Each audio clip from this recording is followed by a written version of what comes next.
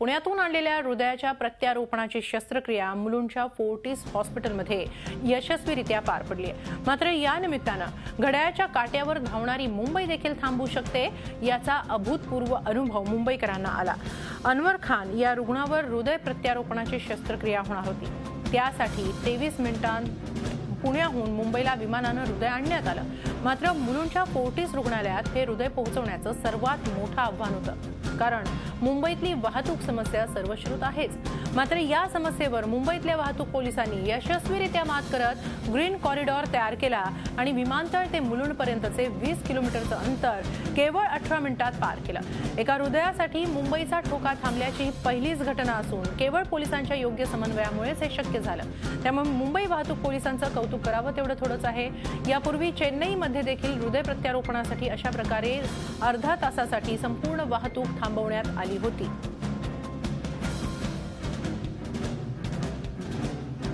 कि हमारी team doctor, वो टीम जो सर्जिकल टीम होती है उसमें senior doctor end junior doctor हैं, नर्सिंग टीम है, एनेस्थेटिस्ट टीम है एंड परफ्यूशनिस्ट होते हैं। बड़ा टीम रहता है।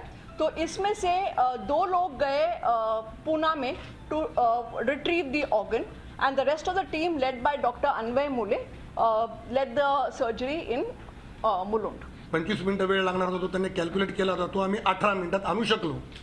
त्या ठिकाणी एकंदरीत आमच्या ट्रॅफिक डिव्हिजनच्या 5 डिव्हिजन कामाला लागले, 5 डिव्हिजन वर्किंग होते। भारंबे साहेबांच्या डायरेक्शननुसार चाललं, त्याप्रमाणे सर्वांनी मिळून केलेलं आहे। अराउंड 150 to 160 ट्रॅफिक मेन म्हणजे कॉन्स्टेबल्स, ऑफिसर्स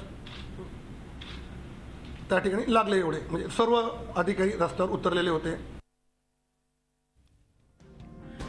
या संदर्भात आपण अधिक माहिती घेऊया आमचे प्रतिनिधी अमोल पेडणेकर यांच्याकडून। अमोल, आज वाहतूक पोलिसांनी कौतुकास्पद कामगिरी केलेली आहे। मुलुंड ते मुंबई विमानतळ ते मुलुंड हे अंतर अवघ्या 18 मिनिटात पार केलं आणि त्याच्यासाठी ग्रीन कॉरिडॉर उभा केला आहे। एक जीव त्यामुळे वाचलेला आहे। हृदय प्रत्यारोपण शस्त्रक्रिया देखील यशस्वी झाली आहे, काय सांगाल? नक्कीच हेमाली, हृदय प्रत्यारोपण जी शस्त्रक्रिया असते अतिशय गुंतागुंतीची अशी शस्त्रक्रिया असते। कमीत कमी वेळेमध्ये हे जे हृदय आहे जे काढलं जातं एका मृत शरीरामधून, ते लवकरात लवकर पोहोचणं हॉस्पिटलपर्यंत आवश्यक असतं। त्यासाठी जी व्यवस्था लागते, ट्रॅफिकची व्यवस्था लागते, या सगळ्या गोष्टीचं नियोजन करावं लागतं।